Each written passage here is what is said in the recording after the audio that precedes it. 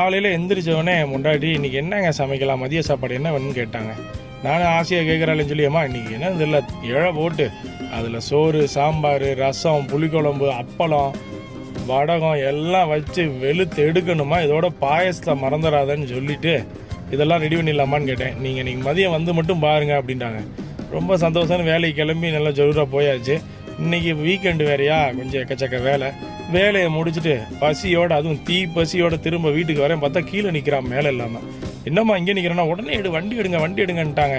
நான் கூட இலை வாங்க தான் போகிறாளான்னு நினச்சா ஹோட்டலுக்கு விட்டு போயிட்டா. ஏங்க நீங்கள் தாங்க காலையில் கேட்டீங்க இலை போட்டு சாம்பார், புளிக்குழம்பு, ரசம், அப்பளம், பாயசம் இதெல்லாம் வேணும்னே. இது போக பருப்பு பொடி, நெய் வேறு இருக்குது, வடை வேறு இருக்குது. நீங்கள் கேட்டதுக்கு மேலேயே இருக்குது, அடித்து நொறுக்குங்க அப்படின்டா பாருங்கள். இனிமேல் காலையில் எந்திரிச்சு என்னங்க சமைக்க அப்படின்னு கேட்டாலே சரிம்மா ரெடியாரு, மதியம் ஹோட்டலுக்கு போயிடலாம். இதுதாங்க வாழ்க்கை.